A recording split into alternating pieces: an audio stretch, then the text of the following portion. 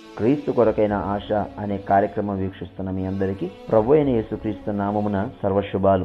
ప్రభు అయిన యేసుక్రీస్తు ఈ లోకంలో ఉన్నప్పుడు ఆయన్ను అంగీకరిస్తే కొందరు మనం ద్వేషిస్తారని, కొందరు మనం చెరసాలకు అప్పగిస్తారని, మన ఇంటి వారే, మన తల్లిదండ్రులే, మన సహోదరులే చివరికి మనల్ని మరణానికైనా అప్పగిస్తారని ఆయన తెలియచేయటం మనము మత్తయి సువార్త 10వ అధ్యాయము 21-22 వచనాల్లో మనం చూడగలుగుతాం. ఇలాంటి సంఘటన యథార్థంగా జరిగిన ఒక గాథను మీ ముందు ఉంచాలని నేను ఆశిస్తూ ఉన్నాను. పాకిస్తాన్ దేశంలో 1997 సంవత్సరమందు అనిలా అనే ఒక యవన స్త్రీ, 17 సంవత్సరాలు కలిగిన ఈ యవన స్త్రీ, ఆమె పాఠశాలలో చదువుతున్నప్పుడు 18 సంవత్సరాలు కలిగిన పర్వీనా అనే ఒక ఇస్లాం మతానికి చెందిన యవన స్త్రీతో పరిచయము పెంచుకుని ఆ పరిచయం కాస్త స్నేహంగా మారింది. ఈ అనిల అనే యవన స్త్రీ పర్వీనా అనే ఈ ఇస్లాం మతానికి చెందిన స్త్రీకు అనుదినము యేసుక్రీస్తు గురించి తెలియపరుస్తూ యేసుక్రీస్తు యొక్క పాటలు, యేసుక్రీస్తు యొక్క వాక్య భాగములు ఆమెకు తెలియజేస్తూ ఉండేది.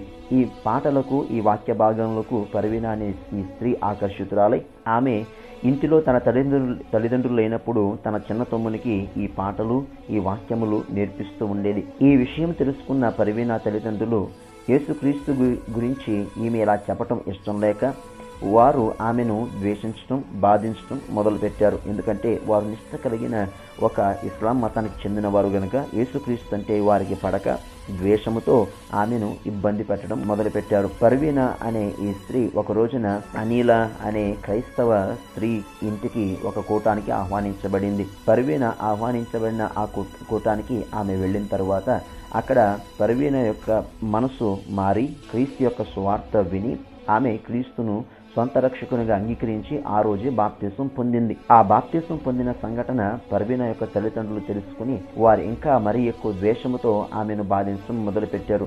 అంతకు మునిపే ఆమెకు ఒక వివాహాన్ని నిశ్చయించి ఇప్పుడు ఆమెను ఆ ఇస్లాం మతానికి చెందిన వ్యక్తిని వివాహము చేసుకోవాలని ఒత్తిడి చేసి బాధపరిచి ఆమె మీద ద్వేషాన్ని చూపిస్తున్న సమయంలో ఆ బాధను భరించలేక పర్వీనా ఇంటిని విడిచి పారిపోయింది.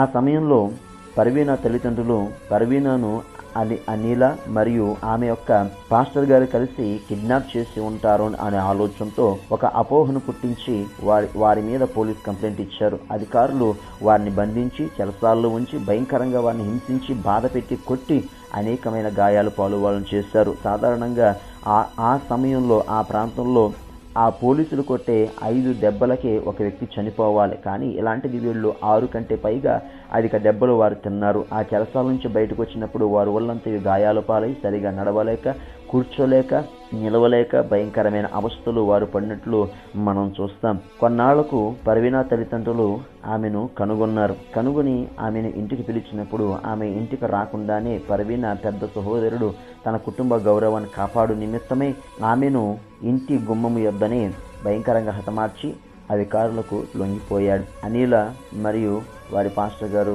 1999 మే నెలలో బెయిల్తో విడుదల పొంది వారి ఇంటికి చేరుకున్నారు. అనిల ఆ ప్రాంతంలో వారి కుటుంబీకులు కూడా ఏమాత్రం కూడా తల ఎత్తుకుని సమాజంలో నిలిచే పరిస్థితి లేక బాధతో, ఆ సమాజం యొక్క ద్వేషంతో బాధలు భరించలేక వారు కూడా ఆ ప్రాంతాన్ని విడిచి వేరే స్థలానికి వెళ్ళి తమ తలను దాచుకున్నట్లుగా మనము చూస్తాం. ఇలాంటి సంఘటనలు ఒకటి కాదు, అనేకమైనవి మనము యథార్థమైన జీవిత గాథల్లో మనం చూడగలం. కేవలము యేసుక్రీస్తును ప్రకటించటం వారికి భయంకరమైన హింసను తీసుకొచ్చింది. పర్వీనా యేసుక్రీస్తును అంగీకరించడం ద్వారా ఆమె కుటుంబీకుల చేత హతమార్చబడింది. నిజమే, యేసుక్రీస్తును ప్రకటించటం, యేసుక్రీస్తును అంగీకరించటం ఒక సవాలుతో కూడిన విషయం. వారు క్రీస్తు మీద ఆశ కలిగి ఉన్నారు గనుక ఎన్ని బాధలైనా భరించి, ఎన్ని కష్టములైనా సహించి క్రీస్తుని విడువక వారు క్రీస్తు కొరకు సాక్షులుగా వారు నిలిచారు. ఈ యథార్థమైన గాథ మనకు ఒక పాఠం నేర్పిస్తుంది. అనిల అనే ఈ యవన స్త్రీ ఆమె ఒక మాట చెప్పింది ఏంటో తెలుసా?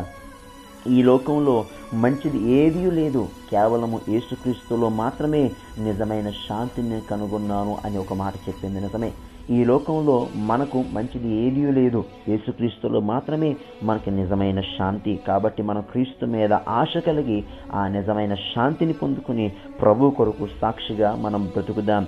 అట్టి కృప దేవుడు మనకు దయచేయునుగాక. ఆమేన్.